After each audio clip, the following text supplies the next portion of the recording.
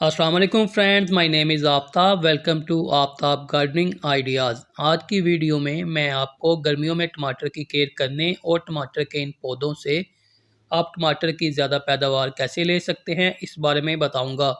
और साथ ही साथ टमाटर के इन पौधों को मैं कौन सा फर्टिलाइज़र दे रहा हूं वो भी बताऊंगा।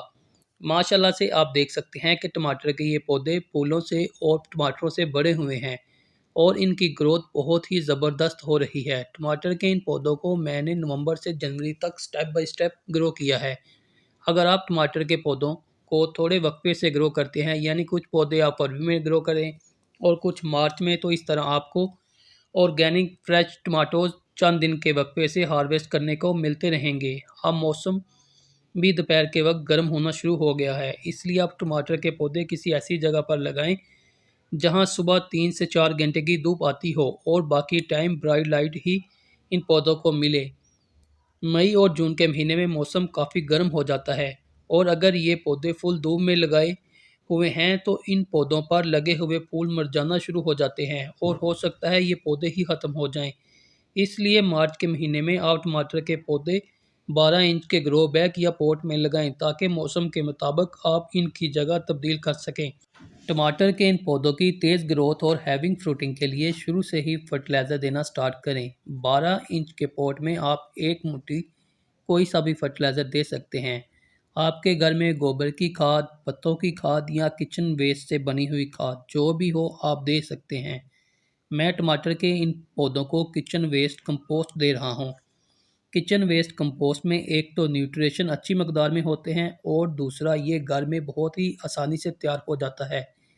किचन वेस्ट से कंपोस्ट बनाने का लिंक ऊपर शो हो रहा है। अगर आप घर में किचन वेस्ट कंपोस्ट बनाना चाहते हैं तो इस वीडियो से फ़ायदा उठा सकते हैं। आप पौधों को जो भी खाद दें, खाद देने से पहले गोडी ज़रूर कर लें। गोडी बहुत ही आसान और सस्ता अमल है और गोडी करने के फ़ायदे ही फ़ायदे हैं। पौधों की गोडी करने से खाद देने जितने ही फ़ायदे मिलते हैं, गोडी करने का एक ख़ास तरीका है। गोडी आपको हमेशा वतर ज़मीन यानी मिट्टी में नमी मौजूद हो उस वक्त करनी चाहिए, या गोडी करने से एक दिन पहले आप पौधों को अच्छी तरह पानी दे दें और अगले दिन गोडी करें। और गोडी करने के बाद आप इस मिट्टी को खुश्क होने दें। गोडी करने का जो सबसे पहला और फौरी फ़ायदा होता है, जितनी भी जड़ी बूटियाँ और एक्स्ट्रा पौधे होते हैं इनका खात्मा हो जाता है। ये पौधे और जड़ी बूटियाँ इन पौधों की खुराक भी इस्तेमाल कर लेते हैं। गोडी करने का दूसरा फ़ायदा मिट्टी में मौजूद बैक्टीरिया को ऑक्सीजन वाफर मकदार में मिलती है, जिससे ये बैक्टीरिया तेज़ी से एक्टिव हो जाते हैं। असल में ये बेनिफिशियल बैक्टीरिया ही खुराक इकट्ठी करके जड़ों तक पहुंचाते हैं और जड़ों से खुराक पौधों को मिलती है। इसलिए पौधों को ऐसा फर्टिलाइज़र दें जिससे पौधों की रूट्स हेल्थी हों। जितनी ज़्यादा पौधों की रूट्स घनी और डेवलप होंगी, इतने ही पौधे सेहतमंद और ज़्यादा फ्रूटिंग करेंगे। और गोडी करने से मिट्टी में फंगस भी एक्टिव नहीं होती, जिससे पौधे जड़ और तने की बीमारी से महफूज रहते हैं। और पौधे के तने के साथ जितने भी पुराने पत्ते और टहनियाँ जो येलो हो रही होती हैं, इनको भी रिमूव कर देना चाहिए ताकि पौधे अपनी खुराक का ज़्यादा हिस्सा नए पत्ते निकालने और फ्लावर और फ्रूट इंक्रीज करने में लगा सकें। गोडी करने के बाद जब पौधों को पानी दें तो इस पानी के साथ खाद भी ज़रूर दें। ये वो बेस्ट टाइम होता है जब पौधे खाद को मुकम्मल और सही तौर पर इस्तेमाल करते हैं। टमाटर के पौधे को कैल्शियम फर्टिलाइज़र की भी ज़रूरत होती है। अगर टमाटर के पौधों में कैल्शियम की कमी हो तो इसके सिम्टम्स वाज़िया तौर पर टमाटर के पौधों पर देखे जा सकते हैं। नंबर 1, पत्तों का मुड़ना।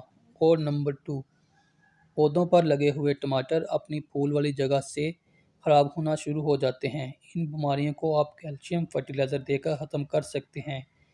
कैल्शियम फर्टिलाइज़र आप घर में अंडों के छिलकों और सिरके से बहुत आसानी के साथ बना सकते हैं। मैं इन पौधों को ये ऑर्गेनिक फर्टिलाइज़र ही दे रहा हूँ। इस फर्टिलाइज़र के रिज़ल्ट आप टमाटर के इन पौधों पर देख सकते हैं। टमाटर के पौधों के तने कितने मोटे, मजबूत और माशाल्लाह ये पौधे फ्लावर्स और फ्रूट से भरे हुए हैं।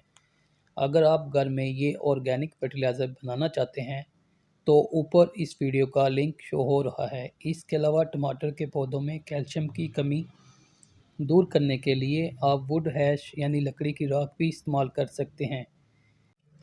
कैल्शियम फर्टिलाइज़र पौधों को बीमारियों से बचाता है। कैल्शियम की कमी की वजह से पौधों पर लगे हुए फल और फूल पूरी तरह बड़े होने से पहले ही मुरझाना शुरू कर देते हैं। इस प्रॉब्लम का भी बेस्ट हल कैल्शियम फर्टिलाइज़र है। आप इस फर्टिलाइज़र का एक चम्मच 1 लीटर पानी में मिक्स करके फोलियर या रूट्स दोनों में दे सकते हैं। इस फर्टिलाइज़र के रिज़ल्ट बहुत ही शानदार हैं। अभी मार्च और गर्मियों में टमाटर के पौधे लगाने के लिए जो मिट्टी बनाएंगे, इसमें 40% मिट्टी, 30% रेत या कोकोपीट और 30% खाद लेंगे। टमाटर के पौधे वेल ड्रेन, सॉफ्ट, बुरबुरी और न्यूट्रिशन से भरपूर मिट्टी में तेज़ी से ग्रोथ करते हैं। अप्रैल और मई में मौसम भी गर्म हो जाना है, इसलिए मिट्टी ऐसी बनाएं जो जल्दी खुश्क ना हो और मिट्टी में नमी बनी रहे। टमाटर के पौधे नमी पसंद करते हैं, लेकिन ओवर वाटरिंग से ये पौधे ख़राब हो जाते हैं। इन पौधों में पानी इतना ही दें कि नमी बनी रहे। नंबर 2, आप टमाटर के पौधों में 15 दिन के बाद किचन वेस्ट कंपोस्ट और 15 दिन बाद कैल्शियम फोलियर स्प्रे भी कर सकते हैं। नंबर 3, जब टमाटर के पौधे 1 फुट के हो जाएं तो स्टिक की मदद से टमाटर की स्टेम को सहारा ज़रूर दें। तेज़ हवा और जब इन टहनियों पर फ्रूट लगता है तो अक्सर टहनियाँ बेंड हो जाती हैं या टूट जाती हैं और पॉट को एक जगह से दूसरी जगह मुंतकिल करने में भी आसानी होती है। नंबर 4, टमाटर के पौधों पर जो पुराने पत्ते और टहनियाँ ख़राब हो रही होती हैं, इनको भी रिमूव करते रहें।